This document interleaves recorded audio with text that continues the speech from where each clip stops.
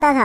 ये बहादुर शेर की सिर्फ औरतों की मदद करने वाली चीज पसंद नहीं आई मुझे। इस दौरान उसकी दोस्ती योको नाम की एक लड़की से हो गई जिसे उसने बचाया था। बहादुर शेर नहीं ठरकी शेर है ये। कुछ दिन बाद याकुजा के आदमी सर्कस में घुस आए और उस दिन की बेइज्जती का बदला लेने के लिए बूमजो को ढूंढने लगे। जल्द ही बूमजो बाहर आया और उसने अकेले ही उन बदमाशों का सामना किया, लेकिन जल्द ही वो सब उस पर हावी हो गए और याकुजा ने मौका देखकर उसका खून कर दिया। जब चोई और चूनबे वहाँ पहुँचे तो बूमजो को मरा हुआ देखकर उनके होश उड़ गए। अगले दिन चोई ने अपने गुरु की मौत का बदला लेने की कसम खाई। वो अकेला ही याकुजा के अड्डे की ओर चल पड़ा और बाकी कोरियन लोग भी हथियार लेकर उसके पीछे हो लिए। उधर याकुजा के आदमी भी पूरी तरह तैयार थे, क्योंकि वो जानते थे कि ये लोग बदला लेने जरूर आएंगे। इसके बाद दोनों गुटों में भयंकर लड़ाई शुरू हो गई और सब एक दूसरे के खून के प्यासे हो गए। जल्द ही एक कोरियन आदमी ने याकुजा को मार डाला। उधर से पुलिस भी आ पहुंची और उन्होंने बड़ी मुश्किल से दोनों गुटों की लड़ाई रुकवाई।